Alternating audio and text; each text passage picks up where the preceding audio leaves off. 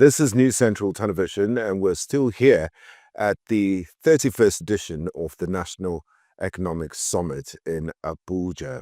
And we're about to have a discussion on multinationals, the role they play in shaping inclusive growth, fostering innovation, and driving local content. And our guest is the Managing Director and CEO of Guinness Nigeria PLC, Mr. Girish Sharma. Warm welcome to you, Mr. Sharma.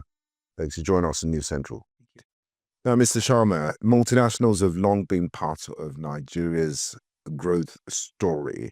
How do you see companies like Guinness helping to move the economy from consumption to real production and value creation? I think first and foremost, the policies, rather let me put this with the policy inconsistencies, have actually already made companies start to look at that. So naturally, I think post-COVID, one of the things that has happened, and after the huge devaluation that happened in Nigeria, one thing that naturally I think most of the companies, whether they were multinational or homegrown companies, they've actually started seeing how can they internalize and localize as much as possible. For us as Guinness Nigeria, we went on this journey way before COVID.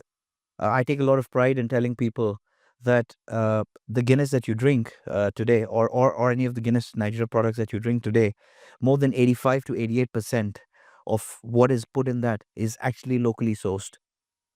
Even for example, the basic sorghum is actually locally grown. So there is a lot that we've already done, but I think that is something that everyone should look at. On that theme of sourcing locally, local sourcing has become a key pillar. You said 85% of the product. Now, local sourcing has become a key pillar of Nigeria's industrial policy, like you also mentioned. What is Guinness doing to build stronger linkages with local farmers, suppliers, and SMEs? So I think I'll take it in two ways. Firstly, what is Guinness Nigeria doing as a part of Tolaram Group? Uh, because as Tolaram Group, there's a big backward integration happening already. I mean, we are into farming as well. So what we're trying to do as a group is to see how we can farm some of the products that go into making Guinness and Guinness Nigeria products. So that is one of the things that we're doing. Secondly, also what we do with a lot of small entrepreneurs is as Guinness Nigeria, we almost have a tripartite agreement between us, a bank, and these smaller people that we feel we can develop because they have something. So the value chain. Exactly. They're already part of the value chain, but they don't have the funds to grow. As a company, we get involved and we help them grow and we get them access to cheap funds.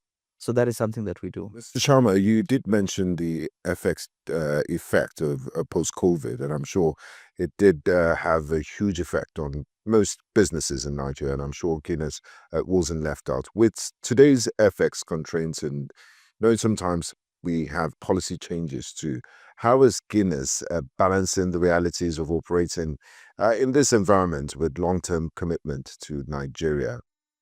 I think Guinness is. What lessons did you learn from that post-COVID period? I think for Guinness Nigeria, really, doing business in Nigeria, I always tell people, you've got to look at it from a long-term lens. You cannot look at Nigeria from a short-term lens. I think Guinness is a classic example. Guinness is 75 years old in Nigeria. Guinness has never looked at Nigeria as we were the the only country after Ireland where Guinness Diageo actually came and built not one but two huge breweries. So I think as Guinness Nigeria, we have always done everything long term. And I think for me, if you're looking at the long term in Nigeria, that's probably one of the easiest way to succeed, rather than try and see short term gains. It's been a successful journey. Since 5 years. I think so. I think we've done a lot of good work in this country, and Nigeria has given Guinness Nigeria a lot. And I take a lot of pride in saying that over 70,000 Nigerians own Guinness Nigeria, and Guinness Nigeria takes a lot of gratitude and makes it its responsibility to make sure that the trust of those 70,000 shareholders is not betrayed. We day in, day out live to ensure that we give them value in their investments. And to Nigeria generally, as our host nation, we try and see how we can be a good corporate citizen in Nigeria. Yeah. Now, finally, Mr. Sharma, all kind of partnership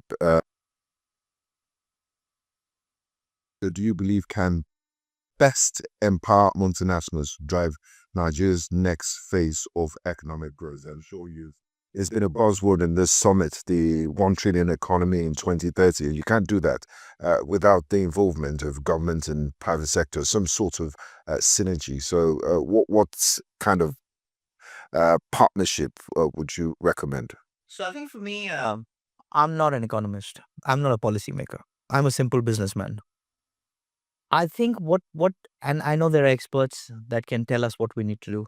I think for me as a businessman and from my lens, what I want is, I think, policy consistency. I think for us, that is what is critical. We can't keep changing policies after every successive government change. So I think if we are able to just have a long-term view in terms of policies, I am sure as businesses, I know that most of the businesses in Nigeria uh, know how to navigate as long as there is consistent policy. And I think another point, which I think is extremely important in Nigeria, is predictability. In Nigeria, one thing that we lack is when logically something there should be, the policy should go in this direction, but then suddenly it just changes. So I think for me, these are the two most important things that would I as a businessman, not as an economist, not as a policymaker, as a businessman would expect the government to do. MD and CEO Guinness Nigeria PLC, Mr. Girish Sharma. It's been an absolute pleasure speaking with you. Thank you for your time. Thank you. Thank you.